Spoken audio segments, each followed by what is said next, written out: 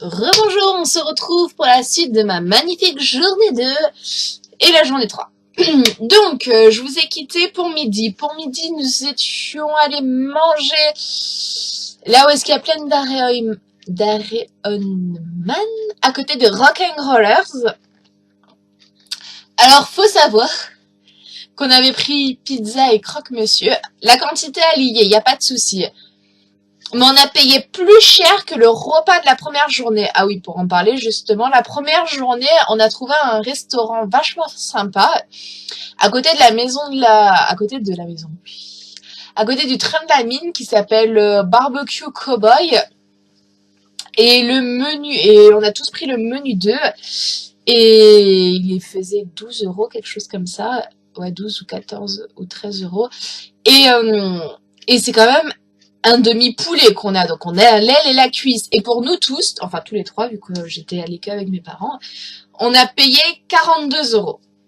On a la boisson, le demi-poulet et le dessert. Pour l'instant, on se suit, d'accord? Avec les patatos. Le journée 2, au truc Ariane-Mans, pour de la pizza et de la boisson, parce qu'il n'y a pas de menu, on a payé 68 euros. Il n'y a pas un léger souci entre nous? C'est que de la pizza. Vous savez que la pizza, une vraie pizza en entière, j'en ai déjà vu des reportages, donc je le sais. Et moi-même, quand je fais mes propres pizzas, je sais combien ça me revient. Une pizza en entière coûte 63 centimes.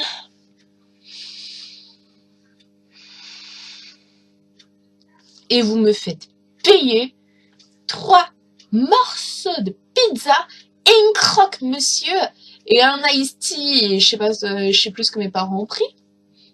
68 euros.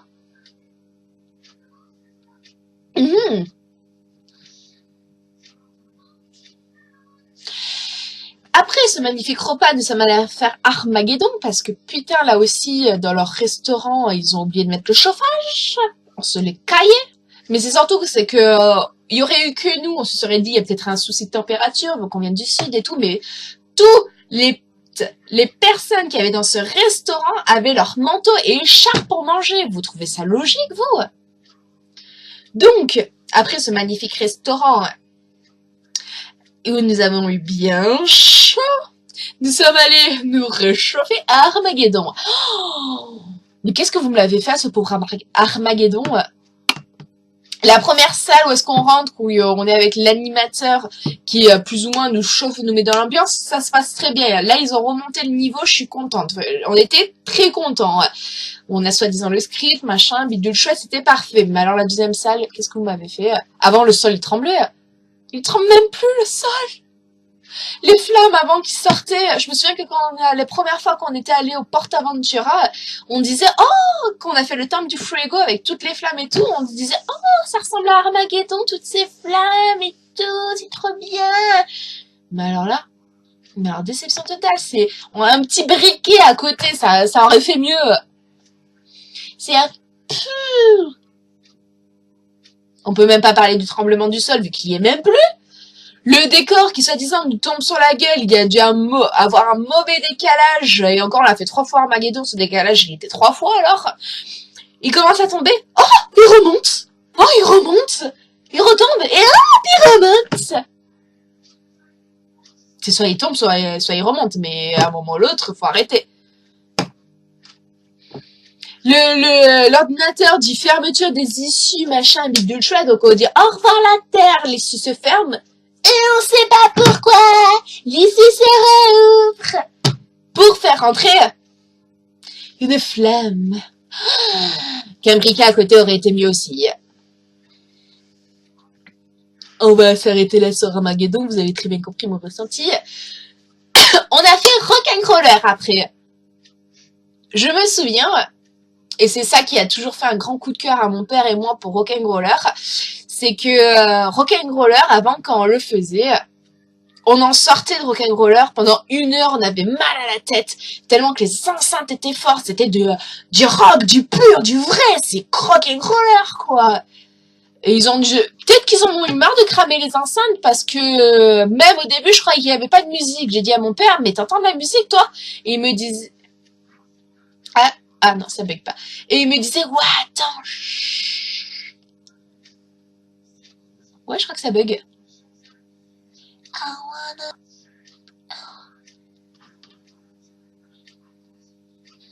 satisfaction.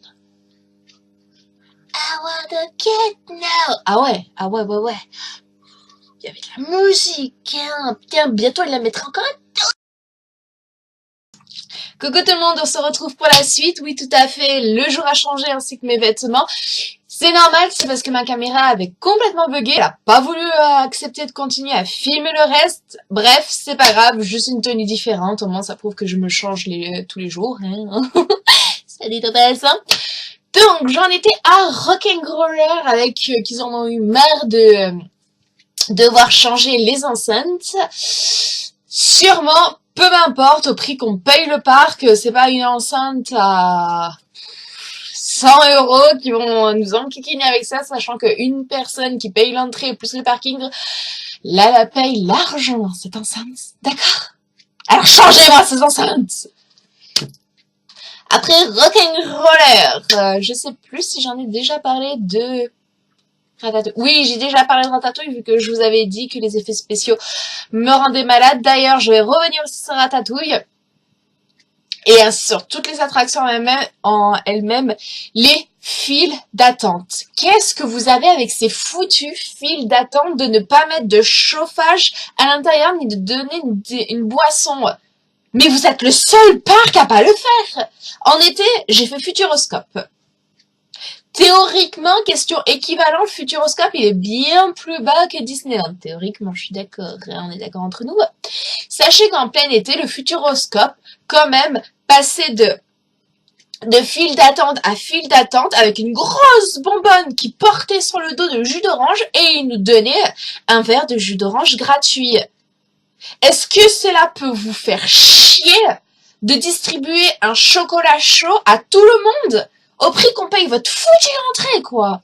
Non, vous préférez que nous attrapons tous malades, que nous gelons tous, qu'il y avait des gosses qui hurlaient parce qu'ils avaient froid aux pieds, mais ils en hurlaient, ils en pleuraient. Humainement, c'est pas possible. Mais alors, pas du tout possible.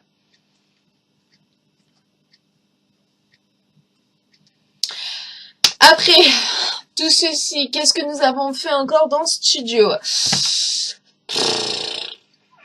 Ah ouais, nous avons fait Nemo. Hein. Oh là là, nous avons fait Nemo. Quelle idée d'avoir fait Nemo, dira-t-on. Nous avons fait encore cette énième queue avec du froid et des gosses encore qui pleuraient parce qu'ils avaient froid aux pieds.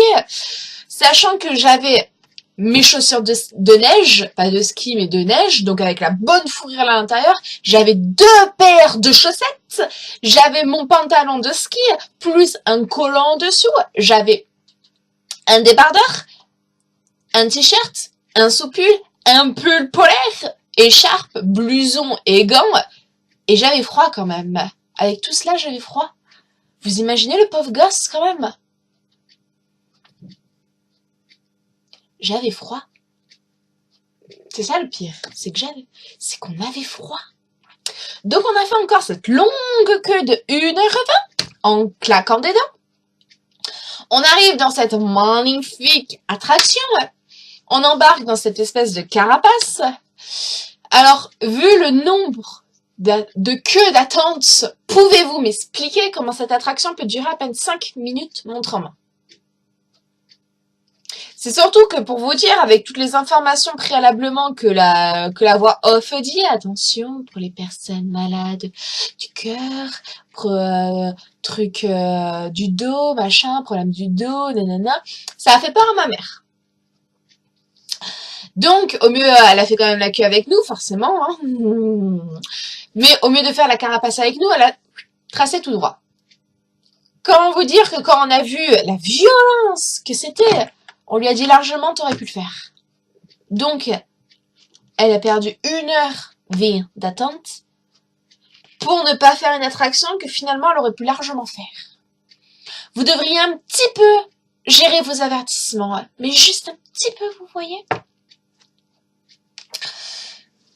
Dans Studio, on a fait... Non, je crois qu'on n'a rien fait d'autre dans Studio. Ça nous a saoulés de toute façon. Et même je crois que c'était en fin de soirée là. On est passé à Resorts pour aller faire ce fameux train de la mine. Et oui, vu que le jour 1 on n'a pas pu le faire. Donc on sort nos fast tickets du premier jour pour aller faire le train de la mine. C'était une catastrophe. Honnêtement, c'était une catastrophe. C'était une catastrophe. On va faire Buzz l'éclair. Buzz l'éclair, ça va. J'ai rien à lui critiquer. Buzz l'éclair a toujours été cool. Quoique, je ne comprends pas aussi ce nombre de queues d'attente pour des nacelles qui tournent. Bêtement. Qui ne s'arrêtent pas du tout, surtout. Elles tournent. En sortant de Buzz l'éclair, il y a le feu d'artifice. Avec la neige et le brouillard, comment vous dire qu'on n'a rien vu.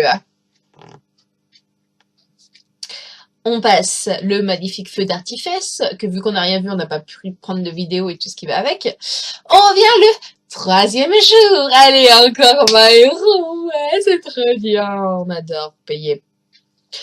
Je redépose Eros dans sa cacage habituelle.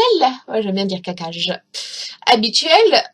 Et vu que Studio, on l'avait fait hier et que franchement, il nous a plus énervé qu'autre chose, on part chez Resorts.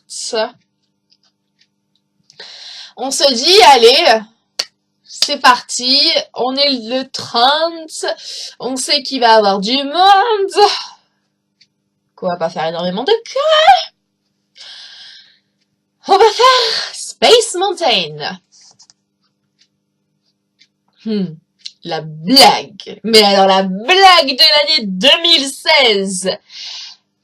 Nous sommes désolés, Space Mountain est momentanément indisponible, voire même fermé, parce que le canon a gelé. Ah ouais, le canon, il a gelé. Oh, c'est possible, ça? Oh, il a dû faire vachement froid. Bah, c'est pas grave, allez, on va faire le train de la mine. Nous sommes désolés, le train de la mine est momentanément disponible parce que certains passages de rails ont gelé. Ah ouais? Bon, déjà, vu que le train de la mine, ça a été une grande déception, on n'a pas énormément pleuré parce qu'elle a gelé. Bon, c'est pas grave, on se dit au pire, on quitte Studio pour aller à Resort faire le bus qu'on n'a pas pu faire parce que ça avait déjà gelé la première journée. Ah bah, c'était encore le même discours. Ah, nous sommes désolés, vous comprenez. Si vous faites le bus, ça ne sera qu'une aventure dans la forêt parce que vous comprenez, la moitié de nos mécanismes ont gelé. Donc, vous êtes en train de nous dire que le 3/4 de ce foutu parc, il a gelé. Donc, pouvez-vous m'expliquer comment, en Allemagne, qui neige, qui fait un froid de canard, qui franchement, je dis bravo aux personnes qui, en plein hiver, vont à Europa Park, leur manège ne gèle pas, alors que les vôtres, oui. Faut m'expliquer quand même de temps en temps, hein. Je suis très curieuse de nature, mais alors là, c'est à un niveau que moi-même j'en prends la dérisoire, vous voyez. C'est bien, c'est que je tourne cette vidéo quand même à tête reposée, 1 mois après Disneyland, mais je me rends compte que ça fait toujours autant rire. Donc, on répète un câble. Ce qui est logique quand même. Parce qu'il faut savoir que tous les manèges ont gelé. Donc, on revient au bureau des pleurs, comme mon père aime bien dire. Se plaindre encore et toujours. Nous sommes des sudistes, nous aimons bien nous plaindre, mais à juste cause. Et donc, le mec derrière sa vitre nous dit « Ah, mais excusez-nous. » Alors déjà, comment il parlait, j'avais envie de l'étrangler. « Ah, mais excusez-nous, vous comprenez... » Non, je comprends pas, je ne comprends. Mais alors, absolument pas. Comment pouvez-vous me dire que ce parc a gelé? Mais gelé, quoi. Comment pouvez-vous me dire que les attractions les plus phares, celles qui sont le plus visitées, celles que... Parce que j'avais cette stupide application aussi sur mon portable pour savoir le nombre de minutes d'attente et tout. Celles qui ont le plus de nombre d'attentes ne fonctionnent pas. Pouvez-vous m'expliquer? Ah bah si vous voulez, on vous donne des passes, ce qu'on avait déjà eu, donc... En fait, les passes qu'ils vous donnent, c'est juste pour les attractions que vous ne pouvez pas faire parce que, soi-disant, ils sont fermés. Sauf que vu qu'ils sont fermés, s'ils restent fermés pendant toute la journée, les passes ne servent à rien. On est d'accord? Ou alors, on vous donne l'adresse pour envoyer un courrier pour essayer de vous faire rembourser cette journée. Mais ce n'est pas sûr.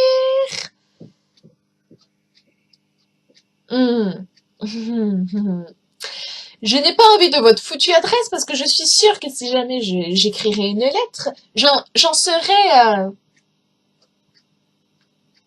désobligeante. Pas mal polie parce que quand même un minimum de courtoisie, tout comme eux ils devraient être courtois. Mais comment dire, c'est très énervant quoi. Donc le 3e jour, plus ou moins, on le passe à se balader. Je sais qu'on est parti, mais alors faire le petit train de Dembo. Comment vous dire qu'une fois qu'on avait fini ce stupide train de Dembo, que quand on le fait, on avait le nez qui coulait et tout, tellement qu'il faisait froid, ils l'ont fermé. Mais alors bon, on sait pas pourquoi, vu qu'il fonctionnait très bien, mais ils l'ont fermé quand même. Peut-être sûrement parce qu'il y avait pas beaucoup de monde en fait. Donc question finance, ils l'ont fermé, mais bon. Bref. Donc ils l'ont fermé. Après ça, on est retourné faire la It's More World. Ça va, c'est potable. Je crois que c'est la seule attraction qui est potable. Et après ça, on allait faire Pinocchio. Moi, je suis une grande fan de Winnie l'ourson, comme vous le savez, vous le voyez, vous le connaissez. Et au fil des premiers jours, j'avais vu une personne avec un bonnet Winnie l'ourson. Et donc, comment vous dire qu'on a fait quasiment toutes les boutiques de Disneyland pour le trouver et il ne le vendait pas. Et dans la queue de Pinocchio, je tombe sur une personne qui a un bonnet Winnie l'ourson. Donc, je l'accoste. Et elle n'était pas française, donc je remercie mes cours d'anglais quand même. Et donc, je lui dis, excuse-moi, mais d'où vient ton bonnet Winnie l'ourson? Et elle me dit, il vient de Disney. Je lui dis, ce Disney-là? Et elle me dit, ah non, pas du tout, pas ce Disney-là, il vient de Disney Floride. Ah, ok. Donc en fait, les autres Disney vendent des trucs que ce Disney ne vend pas. Ah, trop bien. Donc on continue notre petite balade et je tombe sur une personne avec une combi. Ouais, une combinaison, une grenouillère, ce que vous voulez. Winnie l'ourson. Et donc je lui dis, mais où est-ce que tu l'as acheté? Et elle me dit, chez Primark, ici, ils ne la vendent pas. Donc en fait, d'autres magasins qui ne font absolument pas partie de Disney vendent des choses beaucoup mieux que chez Disney. C'est comme mon père. Ouais, le 3e jour, on a plus fait les boutiques qu'autre chose. C'est comme mon père, c'est un très grand fan de Star Wars. Bon, déjà, on l'a mal pris que l'attraction Star Wars s'était fermée ainsi que sa boutique, donc ça, c'était pas cool. Et comment vous dire que les seules choses de Star Wars qui vendent, c'est des peluches. Ou alors des sabres laser que tu peux trouver exactement la même chose à ton Maxi Toys à côté de chez toi. Donc en fait, vous ne proposez pas des choses inédites et pourtant vous avez acheté cette licence. Donc en fait, vous servez plus ou moins à rien. Voilà. Je vais finir cette vidéo ici parce que je vous ai parlé de mes 3 jours, de mes trop mauvaises aventures avec tous ces manèges. Vous avez compris qu'on a été extrêmement déçus parce que connaissant le parc avant et comment on l'a vu à cette époque-ci avec toutes les modifications techniques faites ça se résumera entre qu'ils ont oublié de payer les factures d'électricité parce que la maison hantée a... Bonjour. Ils ont oublié de changer les ampoules de la maison de la mine parce que c'est même plus une maison du train de la mine parce que c'est même plus une train de la mine, c'est un train de la grotte maintenant. Qu'il faudrait qu'ils s'améliorent un petit peu plus dans la gestion de leur file d'attente parce que pour un truc bêtement qui tourne comme le train de la mine, comme Buzz l'éclair, faudrait qu'ils fassent un petit peu beaucoup d'efforts sur ça parce que faudrait qu'ils accélèrent un petit peu la cadence. Hein. Et il y aurait tellement à dire en fait que voilà. Ah oui, et surtout, changez votre foutu personnel. Non, parce que vous avez bien fait, beau faire de vidéos sur nutrir notre personnel, sur leur savoir-faire, sur leur politesse, sur leur grand sourire, sur leur façon de parler. Mon cul, oui. Honnêtement, pendant tous ces séjours, les personnes qui m'ont réellement souri se comptent sur un doigt. Une seule et unique, et c'était la jeune fille qui est passée dernièrement à la télé qui gère l'attraction Indiana Jones. C'est celle-là qui a réellement le sourire. Les autres, ils sont peut-être blasés, ils en avaient peut-être marre parce que c'est la semaine de la fin d'année. Tout ce qui va avec, j'en ai rien à foutre. Au prix que je paye, vous devez m'afficher un sourire, ou alors vous n'avez rien à foutre à Disneyland. Vous êtes là pour me vendre du rêve, et avec tout ce qui s'est passé, la couche de rêve, vous devriez le faire, et vous êtes même pas fichu de le faire. Changez de métier honnêtement, ou alors Disneyland, triez un petit peu plus à la volée, ou reprenez les anciens candidats pour leur remettre une formation à niveau, parce que leur sourire, ils les ont laissés au placard quand ils sont changés. Cette vidéo s'arrêtera ici, parce que ça me réénerve. Vous comprenez mieux maintenant pourquoi je n'aime pas Disneyland, et encore avec cette expérience-ci, je l'aime encore moins. Mais alors tellement moins. Prochain parc que nous allons faire, c'est le parc Astérix. Nous allons comparer les deux et ça sera cool. Le parc Astérix, je vous le préviens, on le fera en été, donc ne vous attendez pas à la vidéo de suite immédiatement. Voilà. Allez, prenez grand soin de vous-même et n'allez surtout pas à Disneyland si vous tenez à votre mentalité. Bye!